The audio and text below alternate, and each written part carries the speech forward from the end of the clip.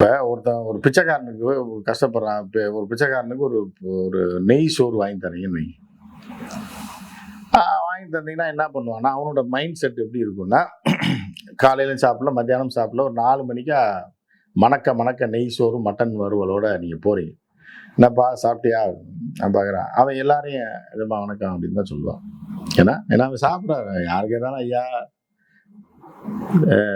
எஜமானேன்னுவான், பகவானேன்னுவான். அவன் வாழ்த்தி தான் என் பிச்சை எடுப்பான். புரியுதா உங்களுக்கு? அம்மா தெய்வத்தாயே மகாலட்சுமி அப்படின்வான். அது பெரிய பிச்சைக்காரியா இருக்கும்.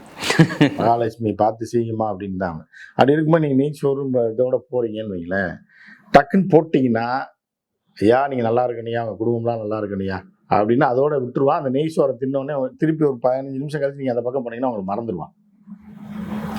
அதே அந்த நெய் சோறோ இல்லை பிரியாணியோ வச்சுட்டு, அப்புறம் சாப்பிடலையா நீ 2 வேளை? என்ன ஆமையா? சரி உனக்கு தான் நெய் சோறு வாங்கிட்டு வந்திருக்கேன், மட்டன் வறுவல் இருக்கு. அப்படிங்களாயா?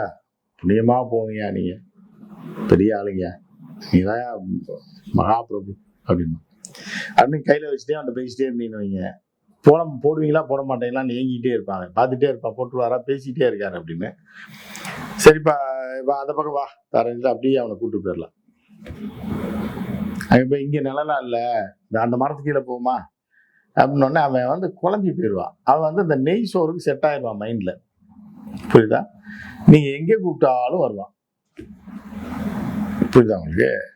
இப்போ வருவான் இங்கே உட்காரு, சரி உட்காரு. இப்போ இன்னொருத்தர் வராரு, அவர் உனக்கு ஸ்பெஷலாக கொண்டாடுறாரு, அதையும் சேர்த்து வச்சு இலையை விரி அண்ணா அவனை பொறுமையாக உட்கார வச்சு, நம்மளே இலையெல்லாம் போட்டு தண்ணியெல்லாம் வச்சுட்டு, ஆனால் இந்த சோறை போட்டுறவே கூடாது. அவனுக்கு இழுத்து வச்சு பெருசாக அவர் எதாவது செய்ய போறாரு அப்படின்னு அந்த ஹியூமன் மைண்ட் செட் என்னன்னா அதுக்கு அடாப்ட் ஆயிடும்.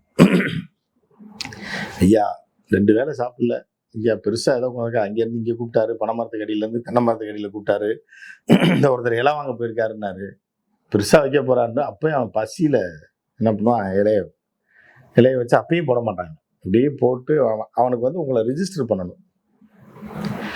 ரிஜிஸ்டர் பண்ணி அதை இழுத்து ஒரு 1/2 மணி நேரம் அவனை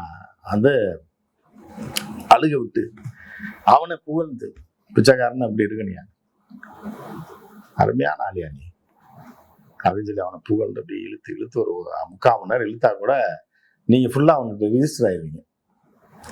காலத்துக்கு உங்களை மறக்க மாட்டான். அதே நெய்ச்சோரை கொண்டு தட்டில் போட்டீங்கன்னா என்னன்னா, தின்னு 5 நிமிஷத்துல உங்களை அடையாளம் மறந்துடுவான். அதுக்கு ஒரு பில்டப் கொடுத்து பல பேர்கிட்ட பிச்சை எடுக்கிறான், பல பேருக்கு காசு போட்டால் மறந்துடுவான். அடுத்த நாள் போனீங்கன்னா அந்த நேரம் மறந்துடும், இல்லை அடுத்த நாள். ஆனால் இந்த